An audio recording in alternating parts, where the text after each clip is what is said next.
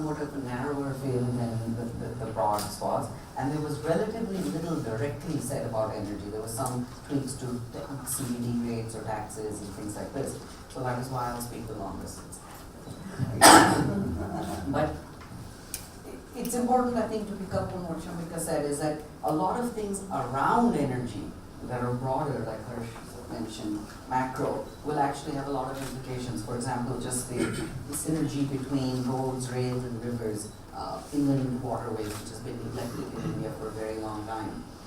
These will have big implications for energy use, intermodal transport, and things like this. In the context of what ministry and the government has been dealing with, oil prices are still low. We still have falling prices, dramatically so, of renewable energy, especially solar. And we have great concerns on environmental issues, especially carbon, with India having some pledges from Paris. So maybe it's, like Sherlock Holmes said, it's illustrative to look where the dog didn't bark. So if you looked at historically, coal had a cess, which went from 50 to 100 to 200 to 400. So if you believe a trend and you're doing a very dumb extrapolation, it would have been 800 by now, which wouldn't have worked, because even at 400 rupees a ton, it's approximately $7 a ton for carbon equivalent. So if you actually could go higher, that's a non-trivial, it's a measurable level of taxation. Now, whether you call it a carbon tax or not, it's a clean environment cess right now. It is a different couple of specifics that were discussed. They want to make a PSU major in oil and gas, or specifically in oil, to really compete with global players. So they want to bring together some of the entities. Now, that may help, certainly from a balance sheet perspective, but the broader question is, will that help you be more strategic? Because in addition to efficiency or cash implications, one of the bigger questions is, where are your next sources of reserves, or cheap reserves, especially easy to extract, going to come from? Because with the lower prices, there's much more pressure to be out in other countries to get your hands on long-term lock-ins. There was talk of a strategic petroleum reserve, enhancing it, in fact, to 15 million metric tons, which is 100 million barrels. So that would be in the order of 7.5% of imports. So that would be substantial. The US has a SPR, which is in the order of 10%. Now, the bigger question that's unknown is, how is it to be operationalized? Meaning, when you draw it down, the US has, I believe, never drawn down their SPR. So some scholars critique it, that is this the right instrument you want to use? What is it doing? Is it a price, or is it a pure security sort of hedge? There was talk of the next tranche of solar, which would be 20 gigawatts, but 20 is, of course, a subset of the 100 gigawatts that are planned. So this may not be anything new, but more business as usual that's becoming operationalized. Taxes have come down on a number of small things. LNG imports went down from customs import from 5% to 2.5%. LED bulbs are likely to get cheaper. The glass used in solar panels are likely to get cheaper. There were some reductions on specifically fuel cells and biogas systems. So that prompted a question, is this a case of doing moonshots in technology, or is it special interest? Because these are relatively narrow. It may be better to have broader support mechanisms, independent of whether you're doing biogas or biomass, or non-gasification biomass, or even other clean energy forms. If you looked at the amount of money being spent on all these schemes, they have in the order of 10,000 crore being spent on two big government flagship schemes for the electricity sector. One is the Deen Dayal Upadhyay, which is the Rural Electrification Scheme, and then the other is IPDS, Integrated Power and Development Scheme, which is the urban electricity sector. So these total about a little more than 10,000 crore, which isn't, it's large, but it's not very large when you put it in context, which is, what are the electricity subsidies, electricity losses, food subsidies, which actually mask a lot of energy subsidies. So I don't want to focus on the specifics, but food subsidy was 1.5 lakh crore. But what about the electricity subsidy that's embedded into keeping food prices where they are?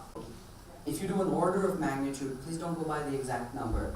India has a generation of around 1100 billion units or kilowatt hours of electricity, and on average loses 1 rupee per kilowatt hour sold. So this is gross generation, the sales are about 30% less.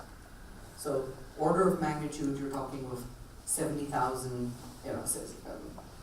crore losses. Is all of that due to agriculture? That's a debatable question, but certainly there's a lot more room for looking at these sorts of issues from a systems perspective. Because when you add agriculture, fertilizer subsidy, there's energy components of is 70,000 crore, and petroleum subsidy is 25,000 crore, as was listed.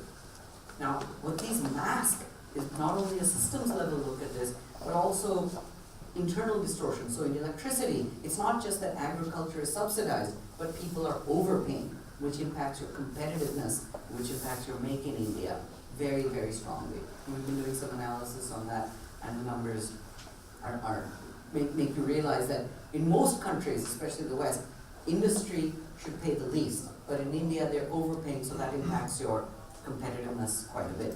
And in the kerosene case, it's not that there's a government subsidy for kerosene, it's also that there's under recovery by the oil majors. So it's on their balance sheet, or it's for them to manage with their payments, as opposed to taxpayers paying for this.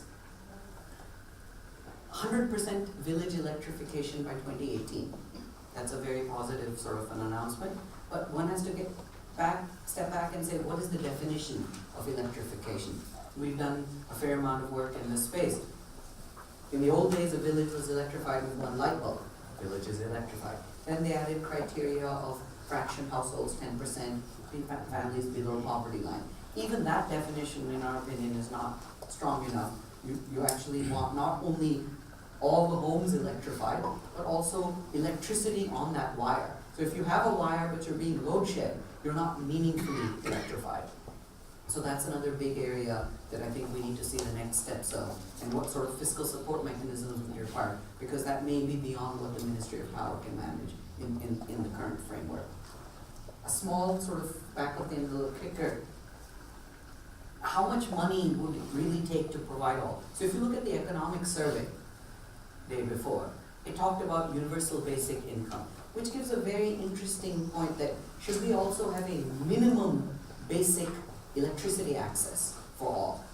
Not just for wire, but actually minimum right to electricity. Now, of course, you wouldn't make that free electricity for any use, but maybe at least let's start with lighting, your mobile phone, things that don't need too much energy. So the fiscal implication would not be too much, because the kilowatt hours are not very high. But what would be some mechanisms to actually achieve that sort of a thing? Some of the other big things that are not directly energy, but that would help a lot, there's talk of amendments to the Arbitration and Conciliation Act of 1996, which is essentially improving the ability of the private sector to participate in the energy space. That's very key, because a lot of the generation especially is coming from the private sector, predominantly in the renewable space, it's private sector. Now, what were things that were not discussed? So coming to this almost wish list in closing, there was very little talk about GST. Just that one line was sort of said that we're not going to talk about excise and a few of these other things because GST is around the corner.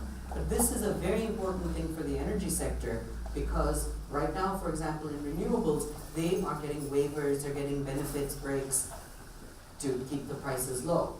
Now, depending on how GST plays out, which level you're placed at, for example, it could raise the price of renewables or all electricity. So that's something that definitely needs clarity. MNRE itself, the government has a study paper that said somewhere in the order of 12-13% could be the increase in solar panel cost if you get the average or the normal GST rate applicable. So that is something that needs clarity. You have now huge amounts of money being collected for clean energy cess. What's the clean energy, not the environment, coming out of the coal? Where is that money being spent? Can we get a direct allocation towards clean energy so that coal isn't just doing budgetary support, but doing more specific energy support, or even beyond that, more specific sustainability support, that would be also something many people have asked for. Obviously, there's a lot of wish lists from scholars. We did that, it was in our wish list last year, is making subsidies more effective instead of distortionary. It's still a work in progress. I mean, obviously, the pieces towards that. How do we get the states to improve? Now, this is something that really comes down to your allocation center and state. But if you look at the electricity sector, a lot of the issues are at the state level. UDAY was one of the government schemes, but UDAY had virtually no taxpayer implications if you look at it, because that was refinancing the loan through banking sector, and there were operational improvements, there was LEDs, there was coal rationalization, things you would do anyways. There was very little implication from the central government perspective.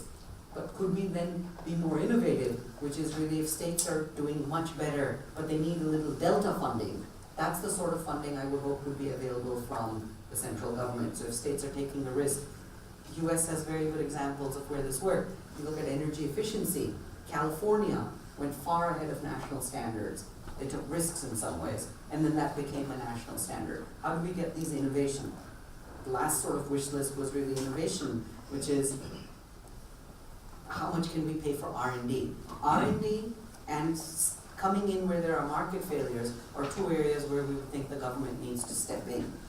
How do you get down the learning curve? Solar has done very well worldwide, but there's many other parts of the energy chain on consumption, on utilization, energy efficiency, smart meters, lots of these, where today we're in a high-cost, low-volume world, and we need to flip it to Indian volumes, very high volumes, but then low cost. That's where support could help a lot, just to come down the learning curve. Lastly, to echo what Vikram said,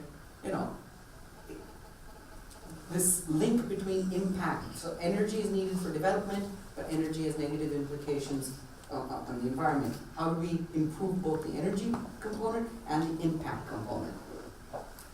First, two ways you would do it. One is better pricing and signal. That's what comes to a budgetary level. We need to get rid of the distortion. And then second, we have to speed up the change, speed up the innovation, because this is just an opinion. Business as usual is not fast enough to either meet Indian aspirations or global needs on sustainability.